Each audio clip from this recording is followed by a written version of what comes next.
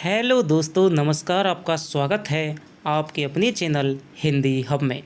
तो आज दोस्तों हम यूजीसी नेट दिसंबर 2013 के पेपर को हल करने वाले हैं। इसमें दोस्तों 75 क्वेश्चन हैं।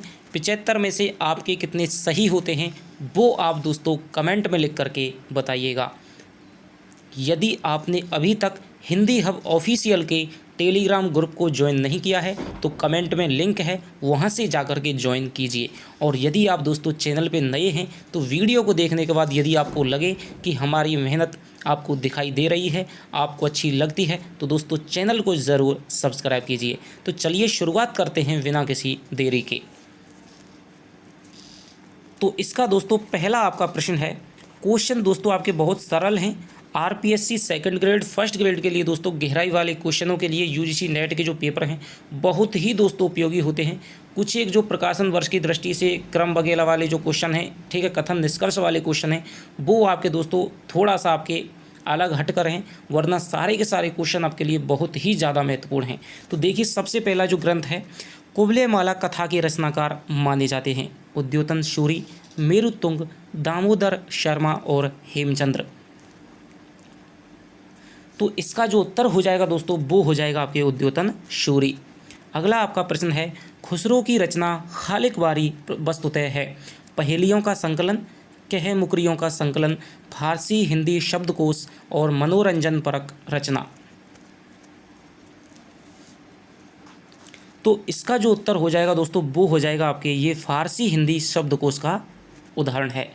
खुसरो ने हिंदी खड़ी बोली के दोस्तों प्रथम कवि माने जाते हैं। इन्होंने लिखी थी हालाते कन्हैया, नजरान ए हिंद, पहेलियाँ, मुकरियाँ, दो सखुने, और इनकी खालिक बारी है वो इनकी फारसी हिंदी शब्दकोश की रचना मानी जाती है। अगला आपका प्रश्न है, किस समीक्षक ने विद्यापति की पदावलियों को जीव और परमात्मा के संबंध का रूपक माना है? हजारी प्रसाद द्विवेदी, आनंद कुमार स्वामी, शिव प्रसाद सिंह और रामवृक्ष बेनीपुरी।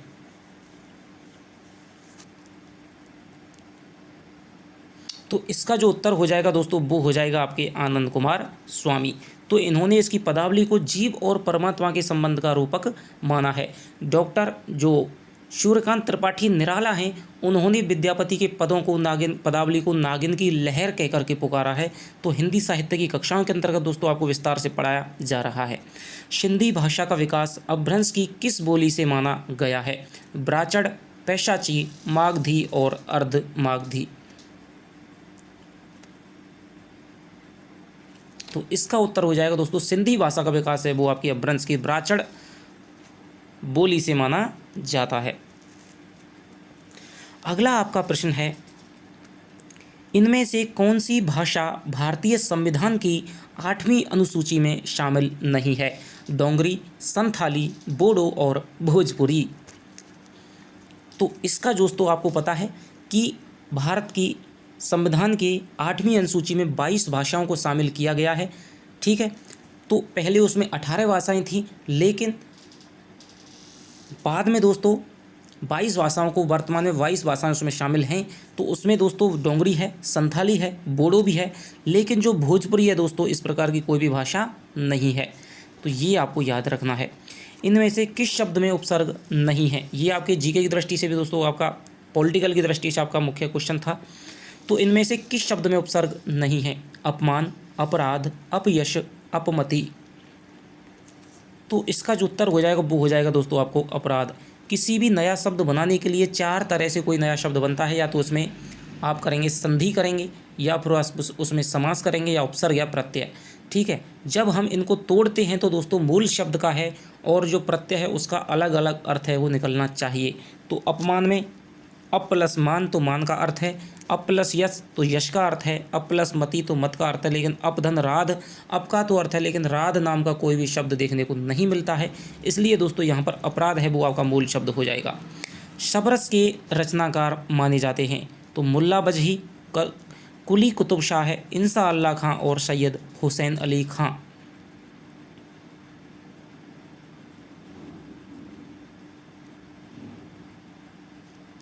तो इसका जो उत्तर हो जाएगा दोस्तों वो हो जाएगा आपके मुल्ला वजही। आचार्य रामचंद्र शुक्ल के अनुसार दक्खनी गद्य की दक्षिणी उर्दू गद्य की प्रथम कृति मुल्ला वजही की सबरस है मानी जाती है। फोर्ट विलियम कॉलेज की स्थापना कब हुई? सन 1800 ईस्वी, सन 1805 ईस्वी, सन 1857 ईस्वी और सन 1900 ईस्वी। तो आसान सा आपका क्वेश्चन है। इसकी जो स्थापना है दोस्तों वो आपके लॉर्ड वेलेजली ने सन 1800 ईस्वी में आपके की थी कलकत्ता में। और इसमें जो प्रथम हिंदुस्तानी भाषा के जो प्रोफेसर थे वो डॉक्टर जॉन गिलक्रास्ट थे। इसके अलावा सदल मिश्र और लल्लू लाल का संबंध है, वो भी यहाँ पर दोस्तों हिंदी के हैं, वो आचार्य नियुक्त हुए थे। ठीक है, तो ये क्वेश्चन पूछा जाता है कि सदल मिश्र और जो लल्लू लाल हैं उनका संबंध भी फोर्ट विलियम कॉलेज से माना जाता है। बेक्सी का मजार उपन्यास के लेखक हैं अमृतलाल नागर, प्रताप नारायण श्रीवास्तव, चतुर्सेन शास्त्री और विष्णु प्रभाकर। तो दोस्तों इसका उत्तर हो जाएगा आपके प्रताप नारायण श्रीवास्तव। सरस्वती पत्रिका के प्रथम संपादक हैं महावीर प्रसाद द्विवेदी, प्रताप नारायण मिश्र, बाबू श्याम सुंदर दास, ठाकुर शिव प्रसाद सिंह।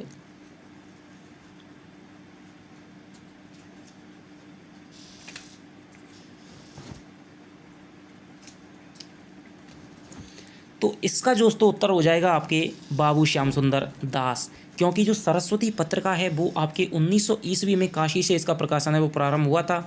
शुरुआत में इसका जो संपादन कार्य है वो आपका एक संपादक मंडल करता था, जिसमें आपके श्याम सुंदर दास थे, राधा कृष्ण दास थे, जगन्नाथ दास थे, कार्तिक प्रसाद थे, किशोरीलाल गोस्वामी आदि थे।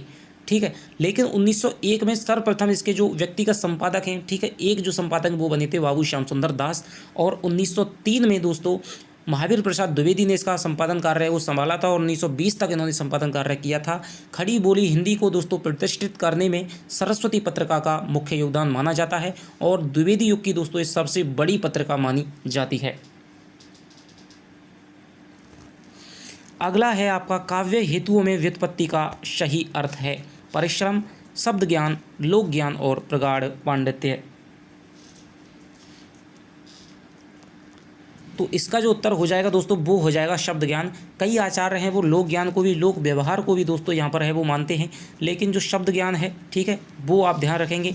लोक ज्ञान भी इसका होता है। कई बार ऐसे क्वेश्चन आ जाते हैं यूजीसी नेट में, ठीक है, जो डाउटफुल होते हैं। तो काव्य गुणों में दोस्तों 3 आपके हेतु माने गए हैं। ठीक है, काव्य हेतु 3 माने गए हैं। आपका एक है प्रतिभा, एक है आपका व्युत्पत्ति और एक है आपका अभ्यास। तो परिश्रम है वो तो आपका अभ्यास का हो जाएगा। ठीक है, अगला आपका जो प्रश्न है कि इनमें से कौन सा मनोविश्लेषणवाद से जुड़े विचारक नहीं हैं? एडलर, फ्रायड, जुंग और सार्त्र। तो इसका जो उत्तर हो जाएगा दोस्तों वो हो जाएगा सार्त्र, क्योंकि एडलर, फ्रायड और जुंग हैं वो दोस्तों आपके मनोविश्लेषणवादी विचारक माने जाते हैं। काव्य गुणों के प्रतिष्ठापक आचार्य हैं रुद्रट, दंडी, वामन, अप्यय, दीक्षित। तो इसका हो जाएगा दोस्तों आपके वामन। वामन ने दोस्तों काव्य गुणों के है वो 2 भाग माने थे, एक आपका शब्द गुण हो जाएगा, एक आपका अर्थ गुण हो जाएगा। ठीक है, इसके अलावा आपके अन्य जो संस्कृत के आचार्य हैं उन्होंने आपके कई ने अलग है, जैसे आपके मम्मट है, उन्होंने 10 काव्य गुणों की संख्या है वो मानी थी। अलग अन्य रचनाकार है विश्वनाथ है, आपके धनंजय है, ठीक है, इन्होंने आपके जैसे कि ओज गुण है, माधुर्य गुण है, प्रसाद गुण है आदि विवेचन किया था। तो लेकिन वामन है दोस्तों वो इसके प्रतिष्ठापक आचार्य माने जाते हैं। वैदग्धा भंगी भणिति किसका सूत्र है?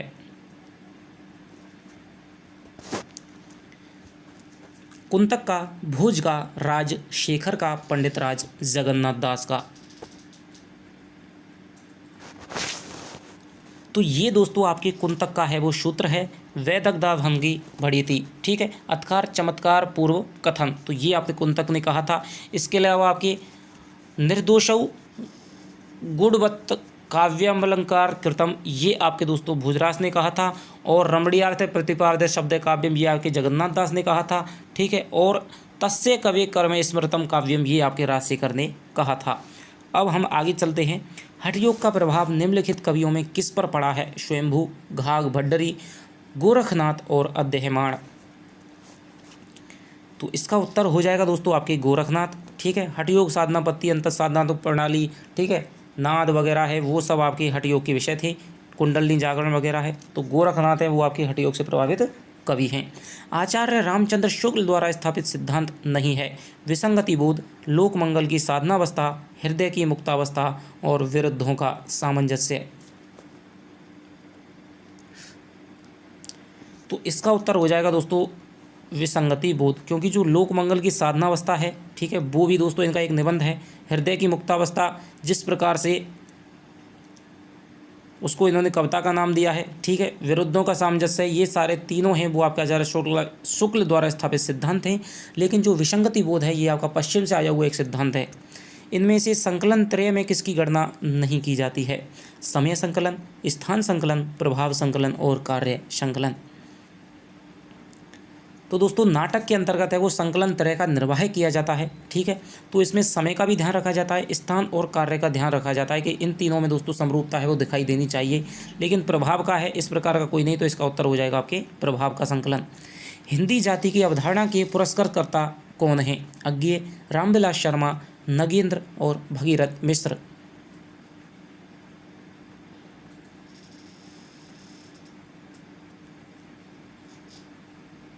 तो इसका जो उत्तर हो जाएगा वो हो जाएगा आपके रामविलास शर्मा। ये दोस्तों प्रमुख आपके ये आपके मार्क्सवादी विचारक हैं वो माने जाते हैं। और इन्होंने हिंदी जाति की जो अवधारणा है, इस शब्द का प्रयोग है वो आपके भारतेंदु युग के लिए इन्होंने किया है। भाषा और संवेदना के लेखक हैं जगदीश गुप्त, रामस्वरूप चतुर्वेदी, रमेश चंद्र शाह और विजय देव नारायण शाही। तो भाषा और संवेदना दोस्तों आपके रामस्वरूप चतुर्वेदी की एक पुस्तक मानी जाती है। नूतन ब्रह्मचारी उपन्यास के रचनाकार माने जाते हैं राधा कृष्ण दास, ठाकुर, जगमोहन सिंह, बालकृष्ण भट्ट, लज्जाराम मेहता।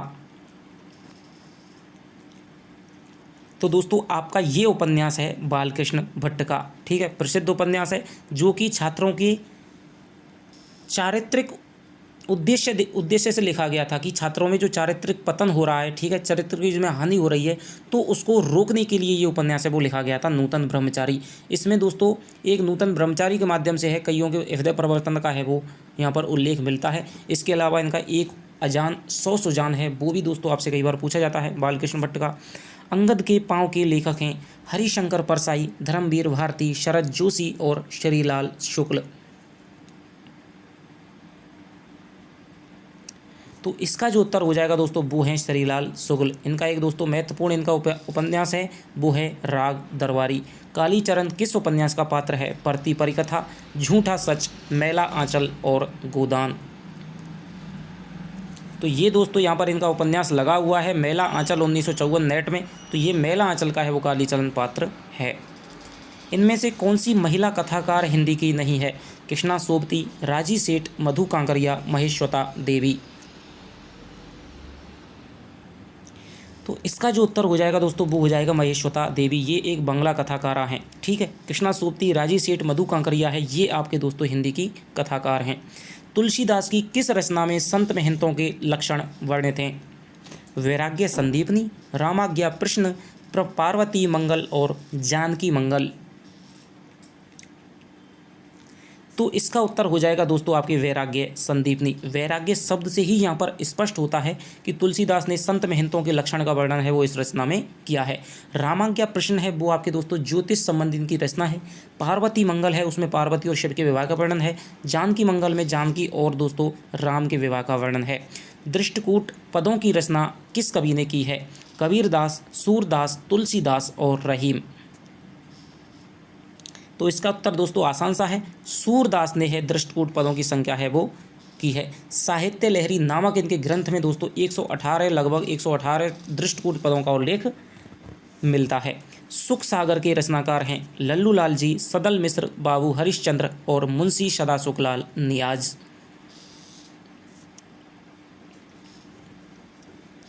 तो इसका उत्तर हो जाएगा दोस्तों आपके सदा सुख आ रहा है दोस्तों, तो यहाँ पर सदा सुख लाल नियाज है, इस तरह से आप याद रख सकते हैं। हिंदी गद्य के आरंभिक खड़ी बोली गद्य के प्रारंभिक 4 लेखकों में दोस्तों 4 का नाम है क्या है कि सबसे पहले आ जाएंगे सदा सुख लाल नियाज जन्म के स्थान से, ठीक है, जन्म क्रम से सदा सुख लाल नियाज, सैयद इंसाअल्लाह खां, लल्लू लाल और सदल मिश्र। जिनमें से अंतिम 2 जो लल्लू लाल है, सदल मिश्र है, इनका जो संबंध है वो फोर्ट विलियम कॉलेज से माना जाता है, ठीक है। आपकी एक ट्रिक है, इस तरह से आप इसको याद रख सकते हैं कि कि सुख से इंसा अल्लाह बोलो लल्लू जी, वरना मिसर दिए जाओगे। ठीक है, यानी कि सदा सुखलाल नियाज, फिर सैयद इंशाअल्लाह खां, फिर लल्लू लाल हो जाएगा, फिर सदल मिस्र हो जाएगा। तो सुखलाल हो जाएगा आपकी, इसकी सुख सागर हो गई। सैयद इंशाअल्लाह खां की हो गई आपकी रानी केतकी की खानी, जिसे उदयभान चरित भी कहा जाता है। लल्लू लाल की प्रेम सागर हो गई, और आपके सदल मिस्र की हो गई नासिकेतोपाख्यान। ठीक है। बाला बोधनी मासिक पत्रिका के संपादक थे पंडित प्रताप नारायण मिश्र, पंडित राधा चरण गोस्वामी, भारतेंदु हरिश्चंद्र ठाकुर, जगमोहन सिंह।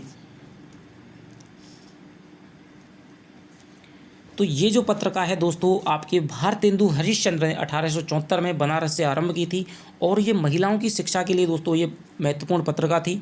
ठीक है, तो इसके जो संपादक हैं वो हैं भारतेंदु हरिश्चंद्र। जय वर्धमान नाटक के लेखक कौन हैं?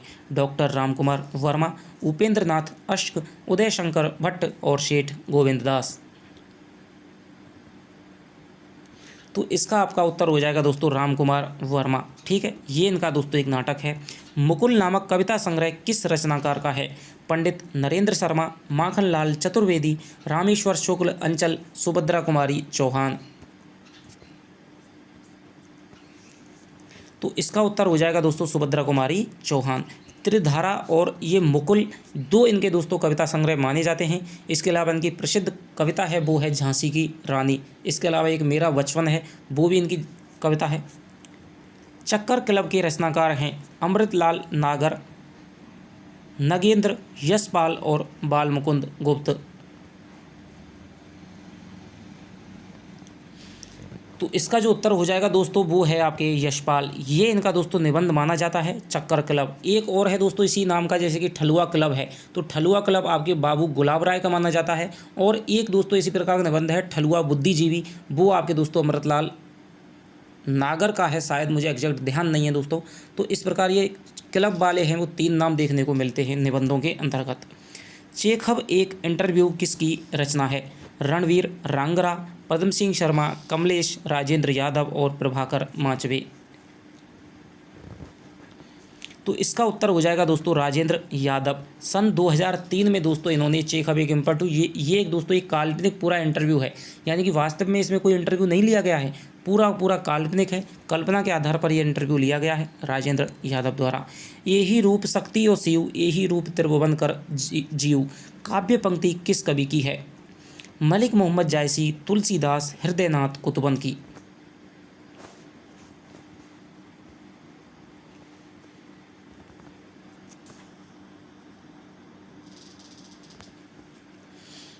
तो इस क्वेश्चन में दोस्तों थोड़ा सा आपका डाउट है, क्योंकि आचार्य रामचंद्र शुक्ल ने हिंदी साहित्य के इतिहास में जब सूफी कवियों का विवेचन करते हैं तो ये पंक्ति है वो आपके मंझन की बताई है।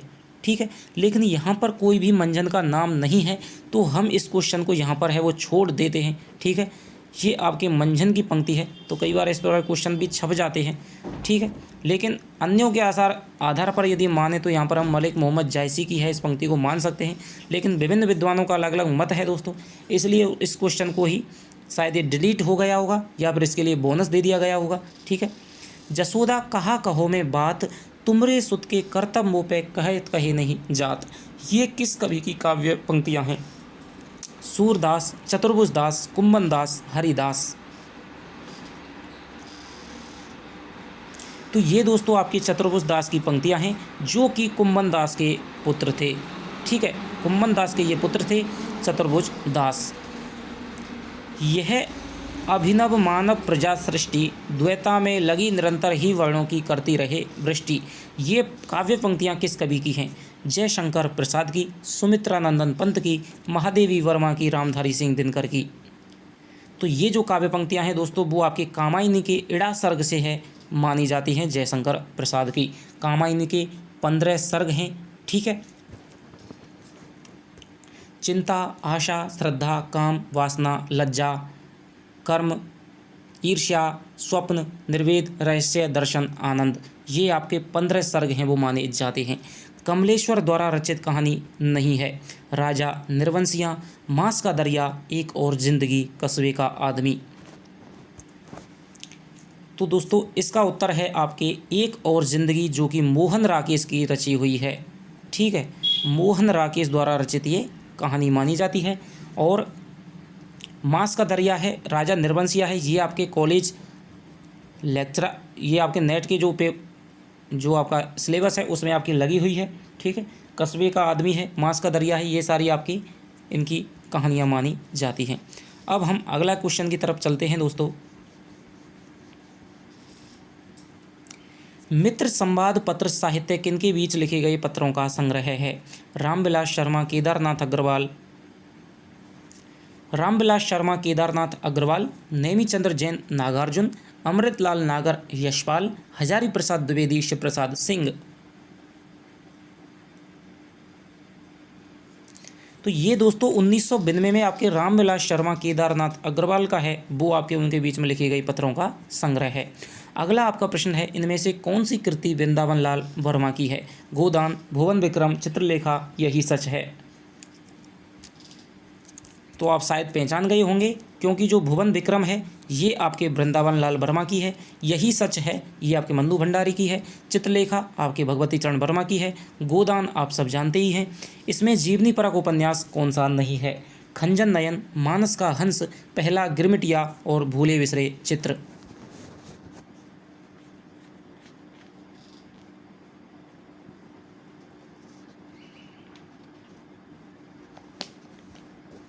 तो ये दोस्तों इसमें है आपके खंजन नयन, सूरदास के जीवन चरित्र पर अमृतलाल नागर का उपन्यास है। मानस का हंस है वो आपके साहब अमृतलाल नागर का तुलसीदास के जीवन पर आधारित उपन्यास है।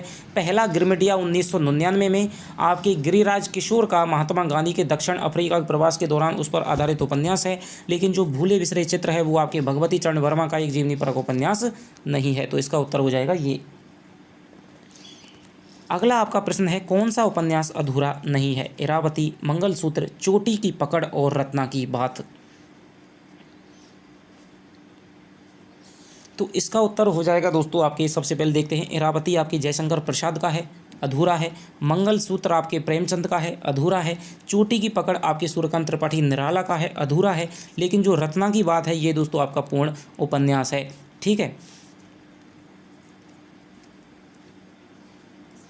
अगला आपका देखते हैं, लगता नहीं है दिल मेरा आत्मकथा की लेखिका हैं कृष्णा अग्निहोत्री, मन्नू भंडारी, मैत्रेयी पुष्पा और आपकी पद्मा सचदेव।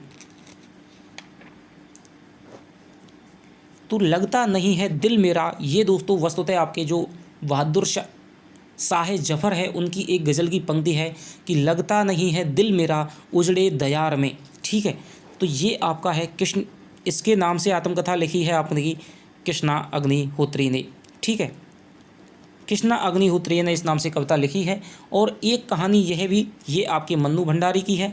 मैत्रेयी पुष्पा की है आपके कस्तूरी कुंडल विषय, गुड़िया भीतर गुड़िया, ये आपके मैत्रेयी पुष्पा की है। पद्मा सचदेव की है बूंद बावड़ी, तो ये आपके पद्मा सचदेव की आत्मकथा मानी जाती है। प्रकाशन की वर्ष की दृष्टि से विद्यानिवास मिश्र के निबंध संग्रहों का सही अनुक्रम क्या है?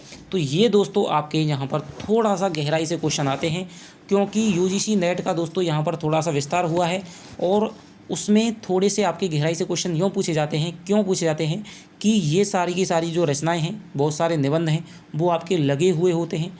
जिस आदमी के निबंध जैसे हजारी प्रसाद द्विवेदी के लगे हैं तो उनकी रचनाओं का क्रम है वो पूछा जा सकता है। विद्यानिवास मिश्र है, कुबीरनाथ राय लगा हुआ है, तो इनके निबंधों का है वो क्रम पूछा जा सकता है। तो वहीं से आपको थोड़ा सा आपको दिमाग लगा करके याद न रखना पड़ता है।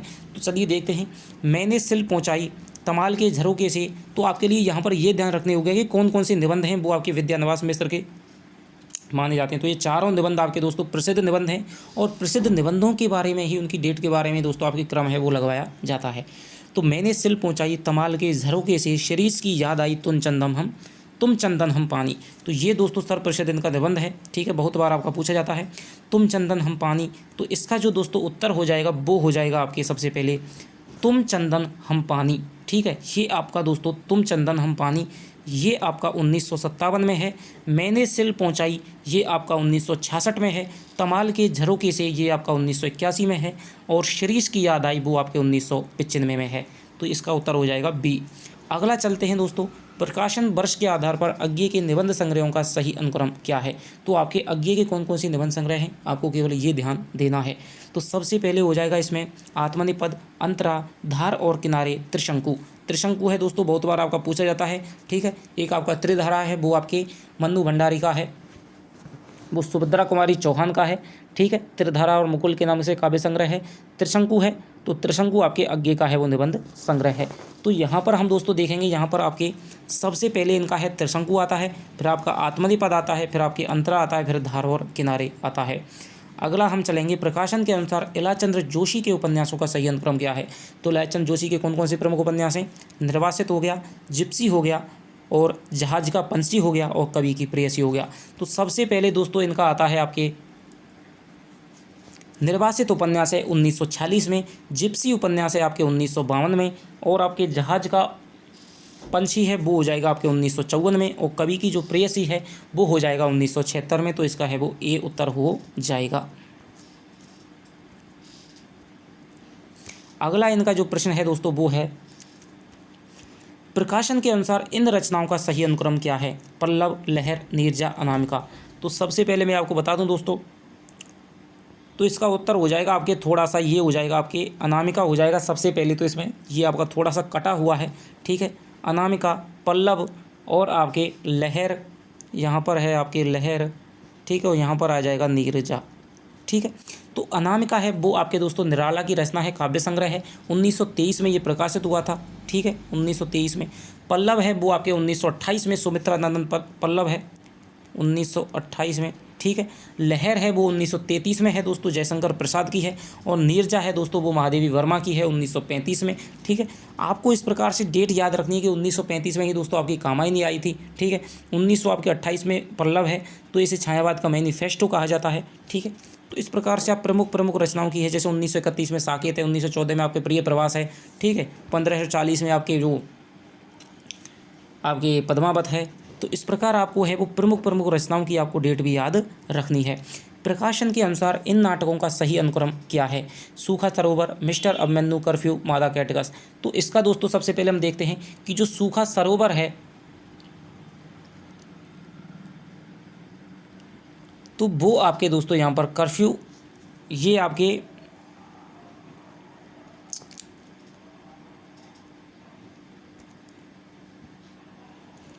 तो इनका जो नाटकों का है सबसे पहले आ जाएगा दोस्तों यहाँ पर मादा कैटगस, ठीक है, मादा कैटगस आ जाएगा, फिर आपके सूखा सरोवर आ जाएगा, फिर आपके मिस्टर अभिमन्यु आ जाएगा, और फिर आपके कर्फ्यू आ जाएगा। तो ये जो सारे नाटक हैं दोस्तों वो आपके लक्ष्मी नारायण लाल के माने जाते हैं, जिनका दोस्तों नाटकों की दृष्टि से आपका प्रमुख स्थान माना जाता है। तो मादा कैटगस आपके लिखा गया था सबसे पहले 1959 में, सूखा सरोवर है वो लिखा गया था 1960 में, और मिस्टर अभिमन्यु है दोस्तों वो आपका लिखा गया था 1971 में, और जो कर्फ्यू है वो आपका लिखा गया था 1972 में, ठीक है। तो ये इनका दोस्तों क्रम हो जाएगा। अगले हम चलते हैं, प्रकाशन की दृष्टि से रामविलास शर्मा के ग्रंथों का सही अनुक्रम क्या है? तो ये दोस्तों थोड़े से नहीं, बहुत ज़्यादा ही कह लीजिए आप सेकंड ग्रेड फर्स्ट ग्रेड के हिसाब से तो बहुत टेढ़े आपके क्वेश्चन हैं, क्योंकि हर रचना की दोस्तों रचना नाम याद रखना ही बहुत बड़ी टेढ़ी खीर है, और उसमें दोस्तों आपके डेट याद रखना बहुत टेढ़ी खीर हो जाती है, ठीक है। तो यहाँ पर हम देखते हैं, केवल ये ध्यान रखना है, आस्था और सौंदर्य है, भारत की भाषा समस्या है, निराला की साहित्य साधना बहुत ज़्यादा पूछी जाती है, ये आपके रामविलास शर्मा की है, और नई कविता और अस्तित्ववाद, ये सारी रचनाएं आपके दोस्तों रामविलास शर्मा की मानी जाती हैं। तो इसका जो उत्तर हो जाएगा वो हो जाएगा आपके बी, सबसे पहले भारत की भाषा समस्या, निराला की साहित्य साधना, ठीक है।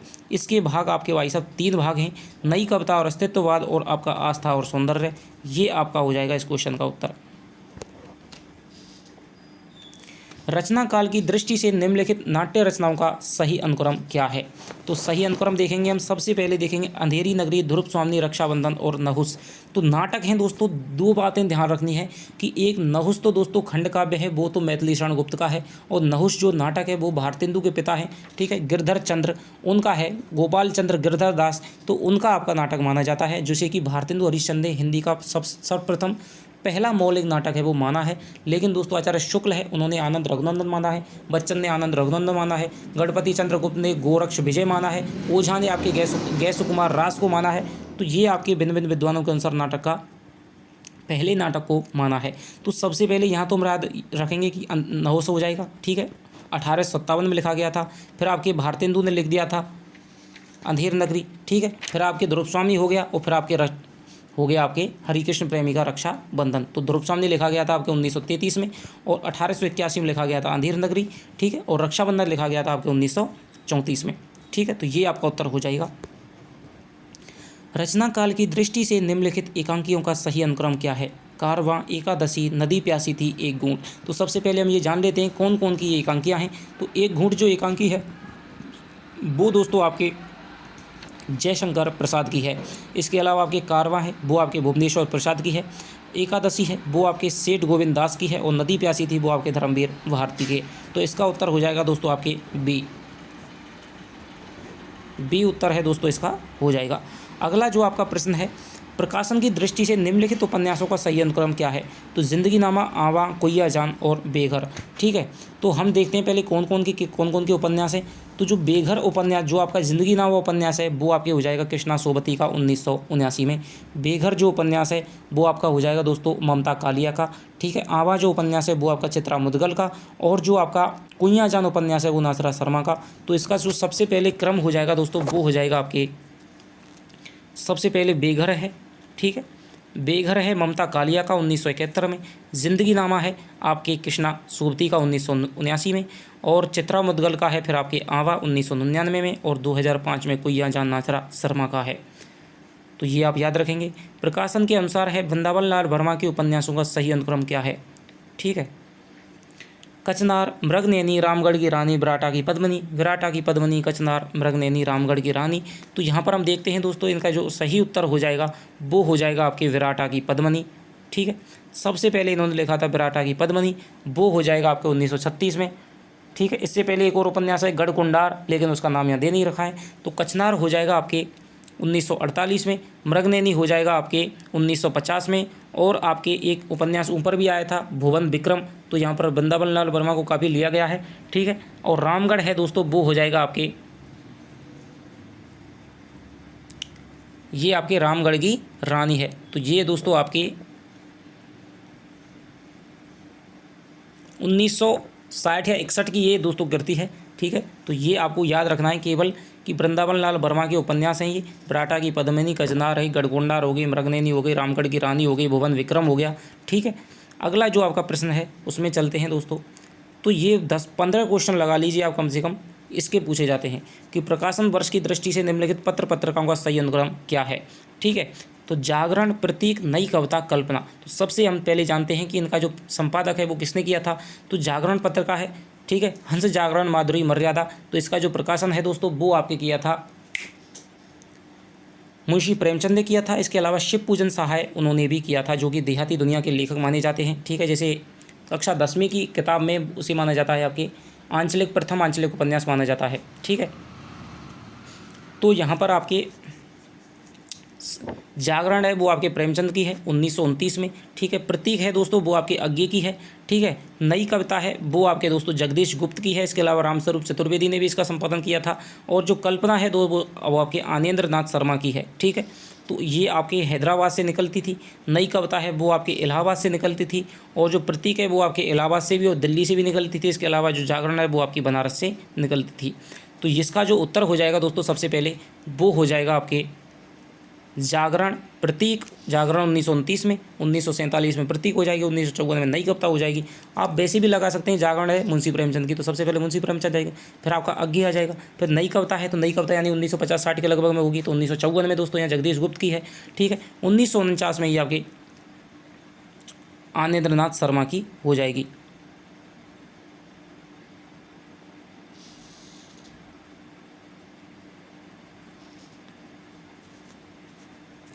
अगला जो आपका हो जाएगा प्रकाशन की दृष्टि से प्रेमचंद की कहानियों का सही अनुक्रम क्या है।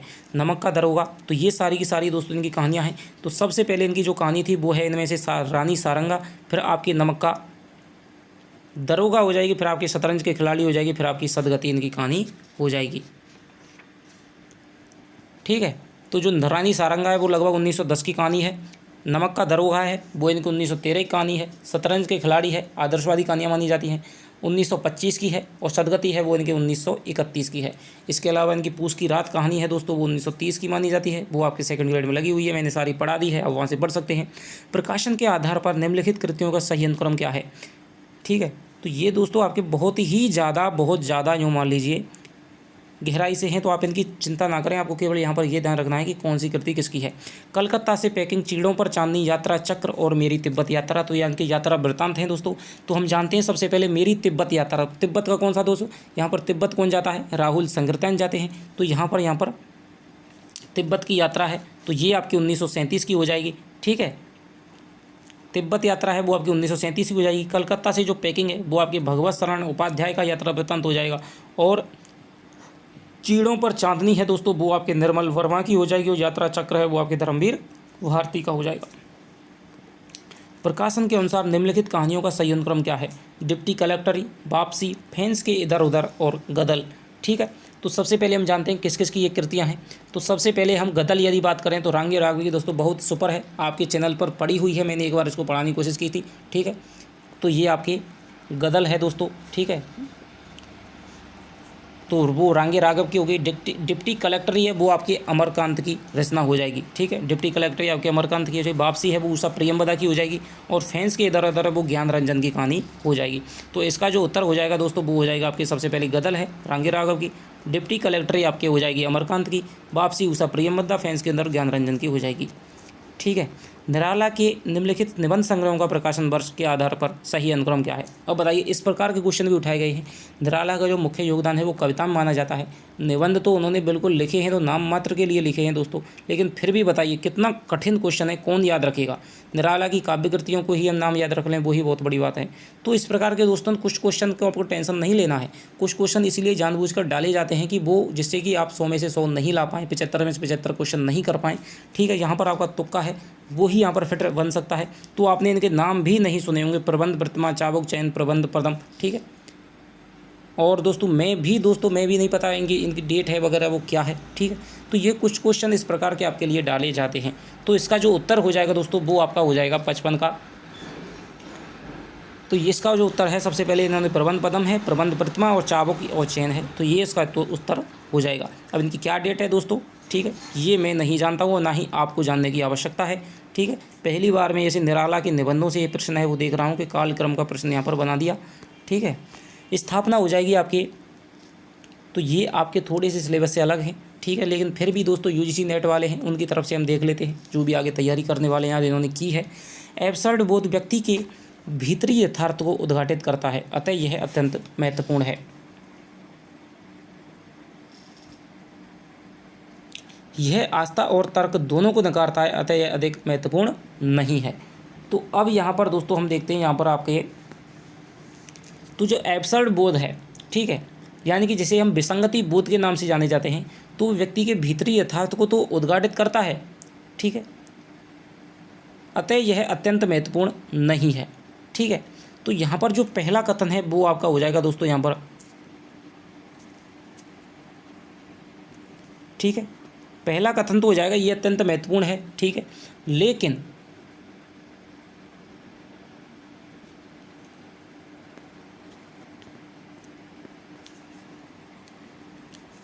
तो ये दोस्तों यहाँ पर यह आस्था और तर्क दोनों को नकारता है, अतः यह अधिक महत्वपूर्ण नहीं है। तो यहाँ पर आपके मेरे हिसाब से दोस्तों यहाँ पर पहला है एब्सर्ड बोध व्यक्ति के भीतरी यथार्थ को उद्घाटित करता है। ठीक है, उद्घाटित करता है, अतः यह अत्यंत महत्वपूर्ण है, सही है। यह आस्था और तर्क दोनों को नकारता है। ठीक है, तो भीतरी अभी जबकि यथार्थ को उद्घाटित करेगा तो ये दोनों को नकारेगा कैसे, अतः अधिक महत्वपूर्ण नहीं, तो ये आपका गलत हो जाएगा। यहाँ पर एक सही, पहला सही है और दोस्तों आर गलत है। अगला हम जाते हैं, तो एक आध क्वेश्चन है दोस्तों वो सबके गलत हो जाते हैं। ठीक है, कई बार क्वेश्चन है वो गलत बन जाता है, तो आप एक आध दो क्वेश्चन है वो तो हर बार डिलीट होते हैं, उनको बोनस मिलता है। ठीक है, मार्क्सवाद सौंदर्य शास्त्र में सर्वोपरि है श्रम का सौंदर्य। ठीक है, और तो यहाँ पर जो श्रम का सौंदर्य है दोस्तों यहाँ पर वो सर्वोपरि माना जाता है। मार्क्सवादियों के अनुसार हाथ मात्र कर्म इंद्रिय ना होकर के आद्य सर्जना शक्ति है, बिल्कुल सही है। वही हर कला की सृष्टि करता है, श्रम और सौंदर्य परस्पर पूरक हैं, तो ये भी यहाँ पर दोस्तों यहाँ पर सही है। ठीक है, तो इसका जो उत्तर हो जाएगा वो आपके ए और दोनों सही हो जाएगा। ठीक है, तो इस प्रकार के प्रश्न करने के लिए आपको दोस्तों पूरा का पूरा है वो बहुत एक एक जो चीज़ है वो पता हुई होनी चाहिए किसी भी टॉपिक के बारे में। अगला है आपका हिंदी काव्य शास्त्र का सर्वोच्च पद है सर्वांग निरूपक। ठीक है, बिल्कुल सही है साहब, सर्वांग निरूपक सर्वोच्च है। सर्वोच्च निरूपक आचार्यों में रस, अलंकार, पिंगल आदि का निरूपण करते हुए इसके अंतर्गत काव्य हेतु प्रयोजन, गुण, दोष आदि की भी चर्चा की है, जो अत्यंत उपयोगी है। बिल्कुल सही है। ठीक है, डॉक्टर नगेंद्र ने 2 भागों में बांटा है आपके सर्वांग निरूपक कवि, रीतिबद्ध कवियों को, सर्वांग निरूपक कवि और विशिष्टांग निरूपक कवि। ठीक है, तो सर्वांग निरूपक कवि वो हैं जो सबका वर्णन करते हैं, लेकिन विशिष्टांग में आपके रस निरूपक कवि, अलंकार निरूपक कवि, ठीक है, काव्य गुण या गुण निरूपक कवि, तो इस प्रकार के उन्होंने विवेचन किया है। आगे हम चलते हैं। अधिकतर संस्कृत आचार्य औचित्य के पोषक रहे हैं, अतः औचित्य संप्रदाय के स्वतंत्र अस्तित्व का औचित्य कदापि सिद्ध नहीं होता है। तो ये आपका दोस्तों यहाँ पर ये बात है, सही कह रहे हैं। ठीक है, औचित्य संप्रदाय के, औचित्य एक संप्रदाय तो है, लेकिन दोस्तों वहाँ पर उसके ज़्यादा है, वो समर्थक नहीं है, इसीलिए वो औचित्य संप्रदाय को स्वतः संप्रदाय कहना समीचीन नहीं है। औचित्य का आग्रह आचार्य भरत से लेकर आनंदवर्धन, महिम भट्ट आदि तक न बहुशः किया है। सभी काव्यांगों में इसकी स्वीकृति है। आचार्य क्षेमेंद्र ने समग्रतः इस मत को सुव्यवस्थित किया है, किंतु एकल मत के रूप में इसको स्वीकारना, एकल मत के रूप में इसको स्वीकार होने के कारण इसे संप्रदाय कहना समीचीन नहीं है। तो ये भी आपका सही है, तो ए और आपके दोनों सही हो जाएंगे। प्लेटो के अनुसार है भावातिरेक अत्यंत अनिष्टकर होता है, और अरस्तु के अनुसार भावों का दमन बड़ा ही घातक होता है, अतः आदर्शवाद और त्रासदी दोनों सिद्धांत संदिग्ध हैं। ठीक है, तो ये बात दोस्तों यहाँ पर सही है, क्योंकि जो प्लेटो है वो आपके भावातिरेक को है वो बुरा मानता है कि आप ज़्यादा भावनाओं बहेंगे, ज़्यादा भावों का अतिरेक करेंगे तो वो फिर आपका कठिन चीज़ हो जाएगी। ठीक है, और जो अरस्तु है वो भावों का दमन है वो बड़ा कठिन मानता है, यदि आपने भावों का दमन कर लिया तो फिर आपके लिए समस्या पैदा हो जाएगी। इसलिए अरस्तु का विरेचन सिद्धांत है वो हमें देखने को मिलता है। ठीक है, तो इसका जो उत्तर हो जाएगा वो यहाँ पर पहला सही है। अब हम दूसरा देखते हैं। प्लेटो साहित्यकार के निष्कासन पर बल देते हैं। ठीक है, और अरस्तु मात्र विवेचन तक उसकी उपयोगिता मानते थे, अतः सिद्धांत दोनों अधूरे से लगते हैं। तो ये भी यहाँ पर दोस्तों यहाँ पर देखने को सही मिलता है कि वो तो एक तो है वो निष्कासन पर बल दे रहा है, भावातिरेक कर रहा है, और एक है वो केवल दबाने के लिए। तो वहाँ पर दोनों है, यानी दबाना भी होना चाहिए कई जगह, वो कई जगह विवेचन भी होना चाहिए, तो दोनों को हो तभी वो पूरे हो सकते हैं। तो ए और आर दोनों सही हैं यहाँ पर। ठीक है, तो यहाँ पर आपके ए और आर दोनों सही हो जाएंगे।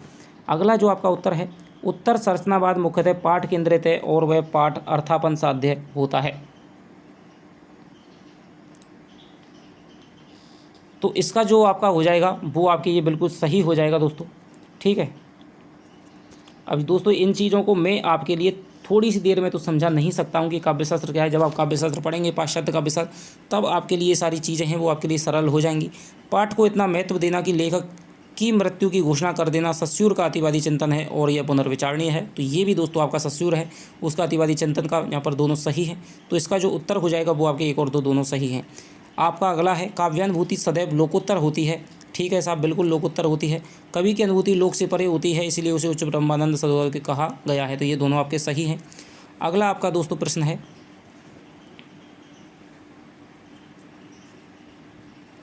तो ये आपके शुक्ल के निबंध से पंक्तियाँ ली गई हैं कि प्रेम में प्रिय अच्छा लगता है, साथ ही प्रेमी में भी यह वृत्ति हो जाए कि मैं भी प्रिय को अच्छा लगूं। तो बिल्कुल साहब, बिल्कुल प्रिय और प्रेमी दोनों में परस्पर अनुभूति जन्य तादात्म्य आधार के रूप में काम करता है। तो यहाँ पर ये भी दोस्तों कथन है वो सही है। तो यहाँ पर पहले और दूसरे दोनों सही हो जाएंगे। स्थापना, कविता ही हृदय को प्रकृत दशा में लाती है और जगत के बीच क्रम से उसका आधिकारिक प्रसार करती है, उसे मनुष्यत्व की उच्च भूमि पर ले जाती है। बिल्कुल आपका सही कथन है। कविता का संबंध हृदय से ना होकर मन से है और विविध शब्दजालों के माध्यम से व्यक्ति पाती है। तो ये आपका दोस्तों यहाँ पर गलत कथन हो जाएगा, क्योंकि जो कविता का संबंध है दोस्तों उसको हृदय से ही, हृदय की मुक्तावस्था कहने वाले रामचंद्र शुक्ल हैं। ठीक है, तो यहाँ पर आपके ये 64 का दोस्तों पहला सही है और आपके दूसरा है वो गलत हो जाएगा। अगला आपका जो प्रश्न है, स्थापना हो जाएगी, भाव का ज्ञान से विरोध नहीं है, दोनों में प्रस्थान बिंदु अवस्थे हैं पर दोनों का लक्ष्य बिंदु एक ही है। तो भाव और दोस्तों ज्ञान में तो बिल्कुल विरोध देखने को मिलेगा। ठीक है, भाव आपके हृदय की वस्तु है, ज्ञान आपके मन की वस्तु है, दिमाग की वस्तु है। तो ये आपका गलत हो जाएगा। भाव का संबंध हृदय से, ज्ञान का संबंध बुद्धि से है, दोनों एक दूसरे के विरोधी हैं। बिल्कुल आपका सही हो जाएगा। तो पहला गलत है, दूसरा इसका सही है। निम्नलिखित कवियों को उनकी कृतियों के साथ में सुमेलित कीजिए। तो सत्यनारायण कवि रत्न की हो जाएगी आपकी भ्रमर दूत। ठीक है, जगन्नाथ दास रत्नाकर की हो जाएगी गंगा लहरी, इसके अलावा इनकी बिहारी रत्नाकर हो जाएगी। रामचरित उपाध्याय की हो जाएगी आपके देवदूत, और वियोगी हरि की हो जाएगी वीर सत्सई। तो यहाँ पर हो जाएगा दोस्तों, यहाँ पर आपके 3, ठीक है, 3, 1, 4 और आपके यहाँ पर 2। तो 3, 1, 4, 2 कहाँ है? 3, 1, 4, 2, तो यहाँ पर दूसरा क्वेश्चन आपका सही हो जाएगा। अब हम इनके पात्र हैं दोस्तों, ये आपके लगे हुए हैं, ठीक है, तो इनके पात्र मिलाने हैं हमें। अंधेर नगरी का जो पात्र है यहाँ से हो जाएगा आपके,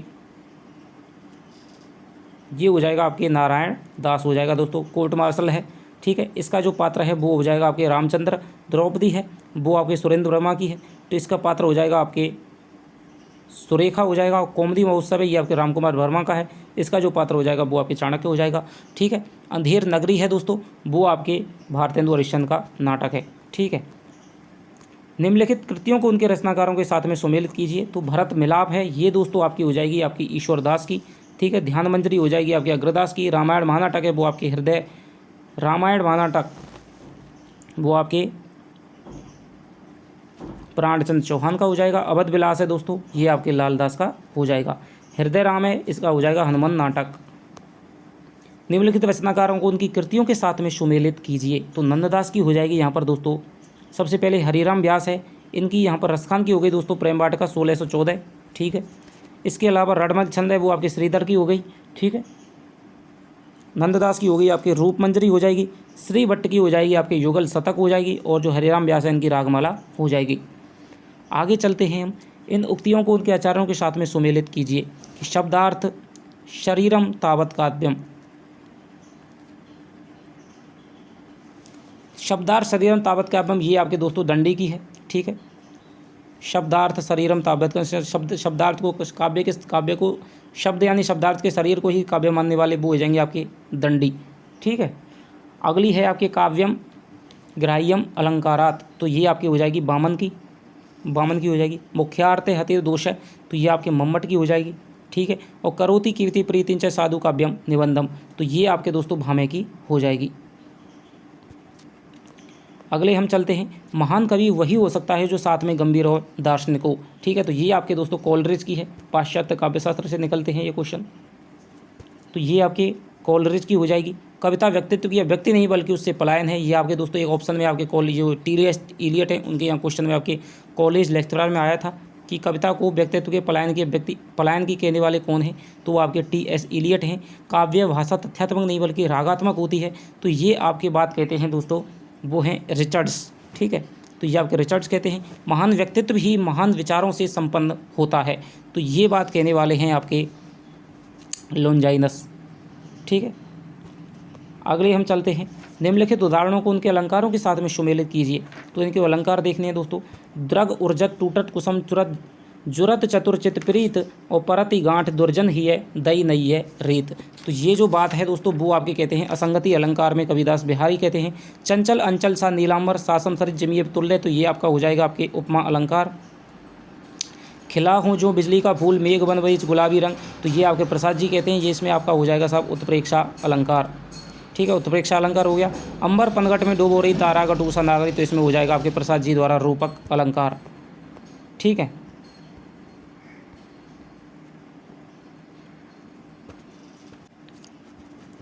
अगला आपका प्रश्न है कि कितना अकेला हूँ मैं, यानी कि पंक्तियाँ हैं उनको हमें उसके लेखक के साथ में कवि के साथ में मिलाना है। कितना अकेला हूँ मैं इस समाज में, ये दोस्तों पंक्ति है वो आपके रघुवीर सहाय की है, ठीक है। पिस गया वह भीतरी और बाहरी दो कठिन पाठों के बीच, ये आपके मुक्तिबोध की है। बेपत्थर जोड़ रहे हैं तुम सपने तोड़ रहे हो, ये आपके साथ नागार्जुन की है। और मैं ही वसंत यानी वसंत का अग्रदूत कौन कहता है, ये आपकी निराला की है, ठीक है। दुख सबको मांझता है, ये दोस्तों आपके कॉलेज लेक्चरर में आपके 2021 में आई थी, तो ये आपके आगे की पंक्ति है, प्रसिद्ध पंक्ति है। निम्नलिखित कवियों को उनके जनपदीय भाषा से सुमेलित कीजिए। तो जो जगदीश गुप्त की जो भाषा हो जाएगी वो आपके हो जाएगी दोस्तों ब्रज भाषा, ठीक है, यानी ब्रज भाषा संबंधित हैं, ब्रज क्षेत्र से संबंधित हैं। वंशीधर शुक्ल इनकी हो जाएगी आपके अवधि, ठीक है, अवधि कहाँ है, अवधि हो जाएगी। ईश्वरी हो जाएगी, इनकी हो जाएगी बुंदेली और सूर्यमल मिश्रण है, ये आपको पता ही है राजस्थान के बूंदी से संबंधित थे। तो ये इन रचनाकारों को उनके सर्वाधिक संबद्ध जनसंचार माध्यम, यानी कि इनके ये रचनाकार हैं वो किस किस माध्यम से सर्वाधिक जुड़े हुए थे।